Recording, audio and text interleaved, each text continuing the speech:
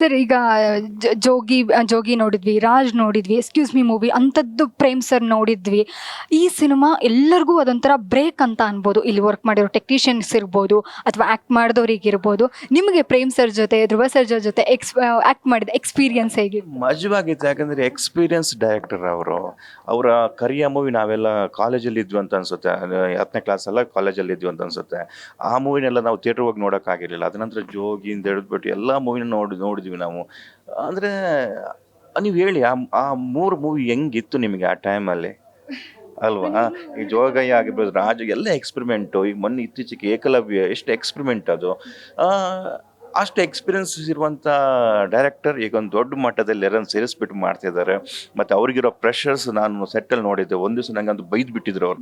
ಒಂದೇ ಒಂದು ಚಿಕ್ಕದು ಜಸ್ಟ್ ಮೂಮೆಂಟ್, ಹಿಂಗೆ ಏನು ಮೂಮೆಂಟ್ ಆಗಬೇಕಿತ್ತು, ಸರಿಯಾಗಿ ಬರ್ತಿರ್ಲಿಲ್ಲ. ಯಾಕಂದರೆ ಅವ್ರಿಗೆ ಒಂದೊಂದು ಸೆಕೆಂಡ್ ವೇಸ್ಟ್ ಆದ್ರೂ ಬರ್ಡನ್ ಜಾಸ್ತಿ ಆಗಿಬಿಡ್ತು. ಒನ್ ಡೇ ಶೂಟ್ ಎಷ್ಟೆಂಡ್ ಆಯಿದ್ರೆ ಎಷ್ಟು ನಿಮಗೆ ಏನಿಲ್ಲ ಒಂದು 40-50 ಲಕ್ಷ ಇನ್ನು ಒಂದು ಡೇ ಖರ್ಚಾಗ್ಬಿಡುತ್ತೆ. ಸೊ ಆ ಪ್ರೆಷರ್ ನಾನು ಅಲ್ಲಿ ನೋಡಿದ್ದೀನಿ ಅವ್ರ ಹತ್ರ. ಆ ಎಲ್ಲ ಪ್ರೆಷರ್ನ ಹಿಡ್ಕೊಂಡು ಇಷ್ಟು ಜನ ಆ್ಯಕ್ಟರ್ಗಳನ್ನ ಎಲ್ಲರನ್ನ ಸೇರಿಸ್ಬಿಟ್ಟು, ಟೆಕ್ನಿಕಲ್ ಟೀಮ್ನ ಸೇರಿಸ್ಬಿಟ್ಟು ಅದ್ಭುತವಾದ ಮೂವಿನ ಮಾಡಿದ್ದಾರೆ. ಒಳ್ಳೆ ವ್ಯಕ್ತಿ ಜೊತೆ ಕೆಲಸ ಮಾಡಿದಂಥ ಒಂದು ಖುಷಿ ಇದೆ ನನಗೆ. ಇನ್ನು ಮುಂಬರೋ ದಿವಸದಲ್ಲೂ ಕೂಡ ಅವ್ರ ಜೊತೆಗೆ ಸತತವಾಗಿ ಕೆಲಸ ಮಾಡಬೇಕನ್ನೋ ಆಸೆನೂ ಇದೆ ನನಗೆ.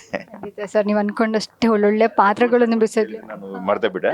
ಆ್ಯಕ್ಚುಲಿ ನಾನು ಈ ಮೂವಿಗೆ ಎಂಟ್ರ್ ಆಗೋವರೆಗೆ ಧ್ರುವ ಸರ್ನ ನಾನು ಮೂವಿಯಲ್ಲಿ ನೋಡಿದೆ ಅಷ್ಟೇ, ಎಲ್ಲ ಹಂಗೆ ದೂರದಲ್ಲಿ ನೋಡಿದೆ ಅಷ್ಟೇ.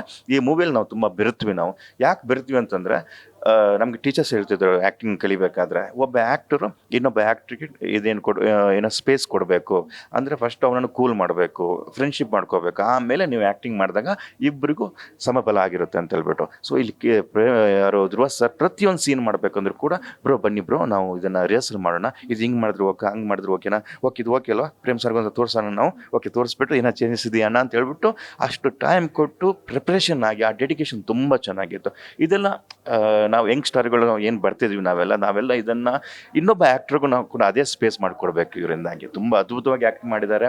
ನೀವು ಅವರ ಬೇರೆ ಬೇರೆ ಮೂವಿ ನೋಡಿದಾಗ ಈ ಮೂವಿಯಲ್ಲಿ ತುಂಬ ಅವ್ರು ನಿಮಗೆ ಬೇರೆ ಥರ ಕಾಣಿಸ್ಕೋತಾರೆ ಧ್ರುವ ಸರ್. ಸರ್, ಇವಾಗ ಕೆಡಿ ಸಿನಿಮಾ 30ಕ್ಕೆ ರಿಲೀಸ್ ಆಗಿದೆ. ಆದರೆ ಈ ಹಿಂದೆ ಹಲವಾರು ವಿಘ್ನಗಳನ್ನು ಸಿನಿಮಾದವರು ಎಲ್ಲರೂ ಎದುರಿಸಬೇಕಾಗಿತ್ತು. ಆ ಟೈಮಲ್ಲಿ ನೀವು ಎಷ್ಟು ಸ್ಟ್ರಾಂಗ್ ಆಗಿದ್ರಿ? ಅಲ್ಲ, ನಾವು ಏನಿಲ್ಲ, ನಮ್ಮ ಪ್ರೇಮ್ ಸರ್ ದೊಡ್ಡ ಫೈಟರ್ ಅವರು ಇದಕ್ಕಿಂತ ಮುಂಚೆ ಸಿಕ್ಕಾಪಟ್ಟೆ ಫೈಟ್ ಮಾಡ್ಕೊಂಡು ಬಂದಿದ್ದಾರೆ. ಅವ್ರು ಇದನ್ನು ಫೈಟ್ ಮಾಡಿದ್ದಾರೆ. ಮೂವಿ ಬರ್ತಾಯಿದೆ ಏಪ್ರಿಲ್ 30ಕ್ಕೆ. ಅವರು ಸೋಲೋ ಮನುಷ್ಯ ಅಲ್ಲ, ಅವರು ಗೆದ್ದಿದ್ದಾರೆ. ಅವ್ರು ಏನು ತೊಂದರೆ ಇಲ್ಲ. ಸರ್, ಇದು ಕಂಪ್ಲೀಟ್ ನೋಡಿದಾಗ ಒಂದು ರೆಟ್ರೋ ಮೂವಿ ಅಂತ ಅನ್ಸುತ್ತೆ. ನೀವು ಮೂಲತಃ ಮಂಗಳೂರು ಅವರು. ಸೊ ನಿಮಗೆ ಆ ಲ್ಯಾಂಗ್ವೇಜ್ ಅವೆಲ್ಲ ಅಡ್ಜಸ್ಟ್ ಆಯ್ತಾ? ಹೆಂಗೆ ಇದು ಮಾಡ್ಕೊಂಡು? ಇದು ಸ್ವಲ್ಪ ಆ ಕಡೆ ಟಚ್ ಕೊಟ್ಟಿದ್ದೀವಿ ನಾವು ಇದಕ್ಕೆ. ಆ ಥರನೂ ಸ್ವಲ್ಪ ಡೈಲಾಗ್ ಎಲ್ಲ ಇದೆ. ಅದಲ್ಲದೆ ಬಂದಾಗ ತುಂಬ ಕಷ್ಟ ಆಗ್ತಿತ್ತು, ಈಗ ಸ್ವಲ್ಪ ಈಸಿ ಆಗ್ತಾಯಿದೆ. ಅದು ಹೋಗ್ತಾ ಹೋಗ್ತಾ ನಮ್ಮ ಪರಿಶ್ರಮ, ನಮ್ಮ ಡೆಡಿಕೇಶನ್ ಅದ್ರ ಮೇಲೆ ಕೊಡಬೇಕಾಗತ್ತೆ, ಕ್ಲಿಯರ್ ಮಾಡ್ಕೊಬೇಕಾಗತ್ತೆ. ಈಗ ಯಾವುದೇ ಈಗ ಒಬ್ಬ ನಾರ್ತ್ ಕಡೆಯಿಂದ ಬಂದರೂ ಅವ್ರ ಕನ್ನಡ ಸ್ವಲ್ಪ ಬೇರೆ ಥರ ಇರುತ್ತೆ. ಬ್ಯಾಂಗ್ಳೂರ್ ಬಂದುಬಿಟ್ಟು ಮಿಕ್ಸ್ಡ್ ಕನ್ನಡ ಇಲ್ಲೆಲ್ಲ. ಸೊ ಇಲ್ಲಿ ಕನ್ನಡಕ್ಕೆ ನೀವು ಅಡ್ಜಸ್ಟ್ ಆಗೋದು, ಆ ಟೋನ್ನ ಹಿಡಿಯೋದು ತುಂಬ ಕಷ್ಟ ಆಗುತ್ತೆ. ಸೊ ಇಲ್ಲಿ ಇದ್ದು ನಿಮ್ಗಳ ಜೊತೆಲ್ಲ ಮಾತಾಡಿ ತನ್ನಷ್ಟಕ್ಕೆ ಅದು ಮತ್ತೆ ಸರಿ ಆಗ್ತಾ ಹೋಗುತ್ತೆ. ನಿಮ್ಗಳ ಜೊತೆ ಅನ್ಬೇಡಿ, ಯಾಕೆಂದರೆ ನಾನು ಮೂಲತಃ ಕಳಸ ಆ ಭಾಗದವಳು. ಸೊ ಹಾಗಾಗಿ ನನಗೂ ನಿಮ್ಮಷ್ಟೇ ಮಲೆನಾಡು ಸ್ಲ್ಯಾಂಗ್ಗಳು, ಮಂಗಳೂರು ಟಚ್ ಇರುತ್ತೆ. ಬಟ್ ನಾವು ಕಂಪ್ಲೀಟ್ ಮಲೆನಾಡು ಭಾಷೆ ಮಾತಾಡೋದ್ರಿಂದ ಕೆಲವೊಂದು ವರ್ಡ್ಸ್ಗಳು ಅರ್ಥ ಇಲ್ಲ.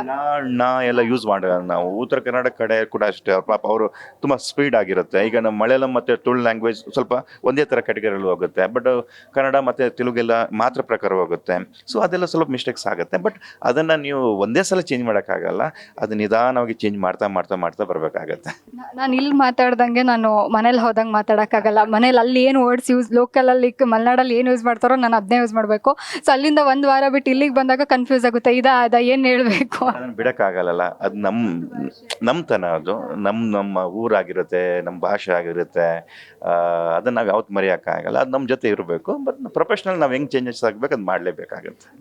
ಸರ್, ಈ ಕೆರಿಯರ್ ಇದನ್ನೇ ಯಾಕೆ ಚೂಸ್ ಮಾಡಬೇಕು ಅಂತ ಅನ್ನಿಸ್ತು ಸರ್? ಇಷ್ಟಪಟ್ಟಿದ್ದು ಫೀಲ್ಡ್ ಇದು ಆ್ಯಕ್ಟಿಂಗು. ಚಿಕ್ಕದಿರಬೇಕಾದ್ರೂ ಕೂಡ ಸಿಕ್ಕಾಪಟ್ಟೆ ನಾವುಗಳೇ ಡ್ರಾಮಾ,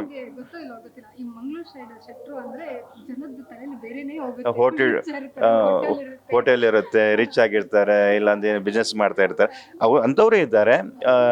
ಏನು ಈಗ ಒಂದು ಸೆಟ್ ಅಂದೇನು ಬಡವರು ಇರ್ತಾರೆ, ಶ್ರೀಮಂತರು ಇರ್ತಾರೆ, ಆ ಥರ ಏನಿಲ್ಲ. ಬಟ್ ನಮ್ಮದು ಪ್ಯಾಷನ್ ಈ ಥರ ಆಗಿತ್ತು. ಈ ಪ್ಯಾಷನ್ನ ಫಾಲೋ ಮಾಡ್ಕೊಂಡು ಬಂದ್ವಿ. ಯಾವತ್ತು ಕೂಡ ಪ್ಯಾಷನ್ ನಮಗೆ ಏನು ಲಾಸ್ ಮಾಡಿಲ್ಲ. ನಮ್ಮನ್ನು ಒಂದು ಸ್ಟೆಪ್ಪಿಂದ ಒಂದು ಸ್ಟೆಪ್ ಮೇಲೆ ತಗೊಂಡ್ಬಂದಿದೆ. ಹಾಗಾಗಿ ತುಂಬ ಖುಷಿ ಇದೆ ಆ್ಯಕ್ಟಿಂಗ್ ಮಾಡ್ತಿರೋದು.